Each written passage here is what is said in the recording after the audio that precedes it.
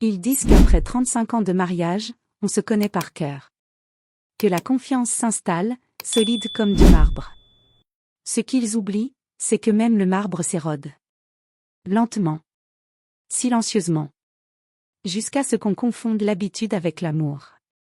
Le silence avec la paix. Claire et moi. 37 ans. Les enfants partis. La maison trop grande. On planifiait la suite, la retraite, le déménagement. Tout semblait parfait. Et puis il y a eu la veste. Celle de mon premier costume. Et dans la poche, ce téléphone qui n'aurait jamais dû être là. Noir. Neuf. Pas le sien. Un silence. Avant même de l'allumer, j'ai su. Pas avec ma tête. Avec mon ventre. Avec cette vieille intuition qu'on enterre pour ne pas déranger la paix. Dans ce moment suspendu, ma vie s'est séparée en deux. L'avant. Et l'après. L'après commence quand on découvre que l'autre possède un deuxième téléphone. Et qu'il faut choisir, ouvrir les yeux, ou continuer à faire semblant. Je l'avais dans la main, ce téléphone. Et j'ai hésité.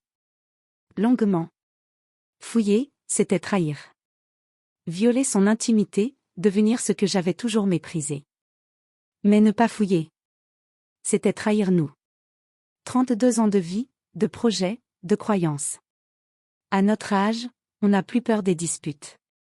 On a peur du mensonge. Celui qui creuse en silence, qui ronge les fondations sans bruit. Alors finalement, j'ai essayé. Le code? Le numéro de notre premier appartement. Rue des Lilas. 4e étage. L'endroit où on rêvait d'avenir sur un matelas posé au sol. 8 mai 27. Je l'ai tapé sans réfléchir. Comme on respire. Et l'écran, s'est ouvert. Ce détail, ce clin d'œil du passé. Ça a été le premier coup. Le plus violent. Il avait gardé notre début, pour protéger sa fin. Et puis les preuves sont arrivées. Pas de grands mots d'amour. Des faits. Du concret. D'abord les finances. Un virement automatique. 350 €. Le 15 de chaque mois. Libellé, abonnement Gymfi. Sauf que Claire déteste le sport. Elle n'a jamais mis un pied dans une salle de gym. Puis le temps. Des réservations d'hôtels. Les week-ends de septembre, ceux où elle devait aider notre fille, Sophie, à repeindre son appartement. J'ai appelé Sophie. Elle m'a dit que sa mère était juste passée en coup de vent. Stressée. Qu'elle avait même oublié les pinceaux. Et ensuite, le réseau. Une photo. Floue. Un dîner au restaurant. Elle, assise avec nos amis, les Martin. Nos témoins de mariage. Ils souriaient tous les trois. Ils savaient. Ils avaient partagé une table, avec son secret. Mais le pire n'était pas là. Le pire, c'était un simple rappel. Un message noyé entre une pub et la météo. N'oublie pas le chèque pour l'appart. Loyer prélevé le 5. Pas de « je t'aime ». Pas de « tu me manques ». Juste, de la gestion. C'est là que j'ai compris. Ce n'était pas seulement une histoire de cœur. C'était une double vie. Une vie parallèle, organisée, financée, entretenue comme une entreprise. Elle n'avait pas seulement brisé ma confiance. Elle avait construit un autre foyer. Alors j'ai fait l'archéologue. De ma propre vie. J'ai superposé les dates. Les calendriers. Les relevés bancaires. Les messages. J'ai remonté le temps, couche après couche. 7 ans. Le mensonge a exactement 7 ans. Ça a commencé à l'automne. Le jour où Paul, notre dernier, a quitté la maison pour commencer sa vie à Lille. La maison est devenue silencieuse. Trop silencieuse, je crois. Et au lieu de remplir ce silence avec moi, elle a commencé à en bâtir un autre. Un autre espace. Un autre monde. L'argent? Vous voulez savoir? Notre cagnotte Provence. Notre rêve de vieux. Ce petit livret où on mettait chaque mois quelques billets pour s'offrir une maison au soleil, le jour où nos genoux ne suivraient plus. Elle y puisait. Pas beaucoup. Pas assez pour que ça se voie. Juste un peu. Pour les fleurs. Pour le garage. Pour un cadeau. Des petites gouttes, rien de plus. Mais sur 7 ans, les gouttes, ça devient un ruisseau. Et ce ruisseau, il a financé un autre loyer. Un autre quotidien. Un autre foyer. Notre futur a financé son présent parallèle. Et puis il y a eu le temps. Le 12 octobre. L'anniversaire de Lucas, notre petit-fils. 5 ans. Il attendait, Mamie Claire, pour souffler ses bougies. Elle avait dit qu'elle avait une migraine. Une grosse. Qu'elle devait rester couchée. Mais sur son calendrier à elle, à cette date-là, il y avait un cœur. Un cœur rouge. Et le nom d'une ville à 2 heures de route. Elle a choisi. Ce jour-là, elle a choisi l'autre vie. Et elle a manqué les 5 bougies de Lucas. Un silence. Juste le souffle. La voix revient, brisée. Le vrai choc. La colère. Je croyais qu'elle viendrait comme un incendie. Qu'elle me brûlerait les poumons.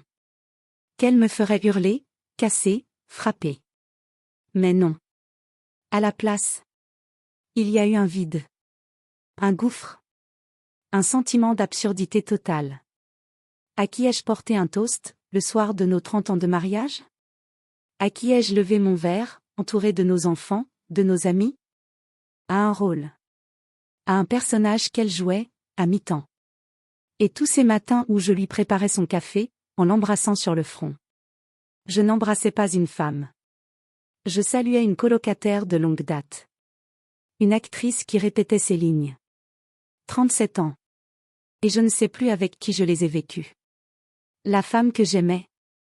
Elle a disparu il y a 7 ans, peut-être plus. Et je ne l'ai même pas vue partir. La solitude radicale. Et puis, il y a eu cette autre évidence. Plus tranchante que tout le reste. La solitude. Pas celle d'être quitté. Non. Celle de comprendre que personne n'est neutre. Les Martin, nos amis. Ils savaient. Ils ont souri à son secret. Ils ont trinqué avec.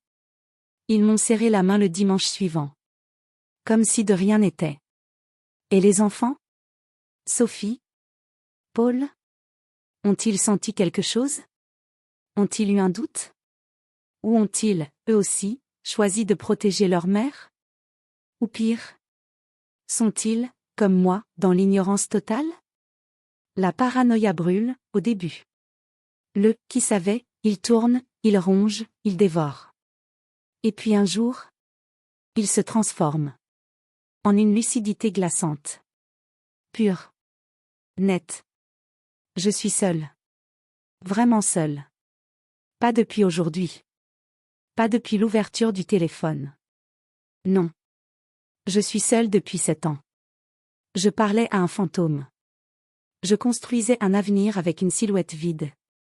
Et tout autour de moi. Le monde regardait peut-être la scène sans jamais lever le rideau. La voix s'éteint, puis revient, comme une conclusion. L'archéologie. Ça ne donne pas des trésors. Ça donne des cendres. Et le portrait précis. De ce que vous avez perdu? Sans même le savoir. Je n'ai pas crié. Je n'ai même pas pleuré. J'ai fait des photocopies. J'ai imprimé les relevés, les réservations, les virements. J'ai aligné les dates, colonne après colonne. 7 ans de trahison, ça tient sur 12 pages à 4. 12 feuilles, posées en éventail sur la table. Un résumé clinique d'une vie qui se délite. J'ai ouvert l'ordinateur. Je me suis surpris à taper. Avocat droit de la famille. Séparation des biens. Procédure senior. Des mots-clés qui, quelques heures plus tôt, ne faisaient même pas partie de mon monde. Et qui, maintenant, en redessinaient les contours. Je suis montée au grenier. J'ai pris une valise. Je ne l'ai pas remplie. Je l'ai simplement posée, ouverte, au pied du lit. Ce n'était pas un départ. C'était un symbole. Un drapeau planté dans notre chambre. Pour elle. Pour moi. Pour dire que quelque chose venait de mourir. Je me préparais à une bataille légale, pas à une scène de ménage. À notre âge, on ne se bat plus pour le cœur. On se bat pour le toit. Pour la retraite. Pour ce qu'il reste à sauver, quand l'amour est déjà parti. Le dîner était fini. Comme tous les soirs. La vaisselle rangée. Cette routine devenue presque une chorégraphie. J'ai posé le téléphone. Le noir. Celui qui avait déclenché la chute. Je l'ai posé à côté de ma tasse de café, sur la nappe en tissu. Elle a d'abord regardé la tasse. Puis le téléphone. Son visage s'est vidé. Littéralement. Comme si le sang s'était retiré d'un seul coup. Un silence. Le plus long de notre vie commune. Et j'ai demandé, d'une voix calme presque douce. Il y a combien de loyers que je paie pour l'appartement de la gare de l'Est? Elle s'est étranglée. Sa bouche s'est ouverte, puis refermée. Et elle a murmuré. Ce n'est pas ce que tu crois. C'était juste, pour avoir un endroit à moi. Un endroit à moi. J'ai regardé autour. Le salon. La cuisine. Les 3 chambres vides. 150 mètres carrés d'un endroit, à nous. Puis j'ai répondu. Claire, nous avons une maison entière. Tu avais besoin d'un endroit à toi, pour quoi faire? Et là, pas de cris. Pas de théâtre. Juste un effondrement. Elle s'est mise à pleurer. Pas les petites larmes de comédie. Non. Des sanglots lourds. Nus. Des sanglots de honte et de panique. Elle a parlé par fragments. Entre 2 hoquets. De cette dépression silencieuse qui rampait depuis le départ des enfants. De ce sentiment d'étouffer dans la routine. Du vide. De moi. De nous. De la retraite qui arrivait comme une menace. De la peur de se retrouver face à face, jour après jour, avec sa propre vie, qu'elle n'assumait plus. Elle n'a pas dit « je l'aime ». Elle n'a pas dit « j'ai fauté ». Elle a dit « j'avais peur ». Et c'était pire. Parce que ça voulait dire qu'elle n'était pas un monstre. Juste une femme perdue. Égarée. Qui avait creusé un tunnel de secours, au lieu de me tendre la main. Et savoir ça. Ça ne répare rien. Ça rend simplement la suite, plus déchirante. Je me suis levée. Dans un calme qui ne m'appartenait pas. Il n'y avait plus de colère. Juste une certitude froide, dense, immuable. Je l'ai regardé, les yeux rouges, brisés. Et j'ai dit. Je ne te quitte pas par colère, Claire. Je me retire d'un arrangement, qui n'existe plus. Tu vis ailleurs depuis 7 ans. Je ne fais que rendre la fiction officielle. Puis j'ai ajouté, d'une voix basse mais définitive. Demain matin, j'appelle Maître Durand. On sépare nos comptes. Tu garderas la maison le temps de la vendre. Moi, je prendrai l'appartement en ville. Un silence. Le plus douloureux de tous. Il n'y a pas eu de « non ». Pas de « attends ». Pas de main tendue. Juste le bruit sec de son souffle qui se brise. Et c'est là que ma vie a basculé. Non pas dans un drame, non pas dans un éclat. Mais dans le silence froid d'une cuisine. Sur une phrase administrative. Sur le choix d'un avocat. Sur la logistique d'un crédit immobilier. Voilà comment se termine un mariage de 37 ans. À 60 ans, ça ne finit pas dans les cris. Ni dans les romantiques déchirures. Ça finit comme ça. Dans le pragmatisme glacial. Dans un contrat que l'on résilie. 18 mois. C'est fou comme la vie peut se recomposer, même sur des ruines. Aujourd'hui, je vis dans un petit appartement, en ville. Il est simple. Lumineux. Les murs sont blancs. Et dessus, j'ai accroché mes toiles. Celles que je n'avais pas touchées depuis 30 ans. Le bleu de Provence, il est de retour, mais cette fois, il n'est que pour moi. Je dîne souvent avec Sophie, ma fille. On parle de son travail, de Lucas. Parfois, elle me regarde avec un peu de tristesse. Elle ne pose pas de questions. Et moi, je n'ai plus de colère dans la voix. Juste les faits. Une histoire qui appartient au passé. Et puis il y a eu ce moment, au jardin public. Avec Claire. On s'est croisés près des balançoires, un jeudi. Lucas était là. On a parlé de lui. De ses premiers mots, de ses petites blessures. Un échange poli. Un peu triste. Il n'y avait pas de haine. Pas même un reproche. Juste, une distance définitive. Comme deux personnes qui ont traversé un fleuve, chacun de son côté. Et qui se contentent désormais d'observer la rive opposée. Sans chercher à reconstruire un pont.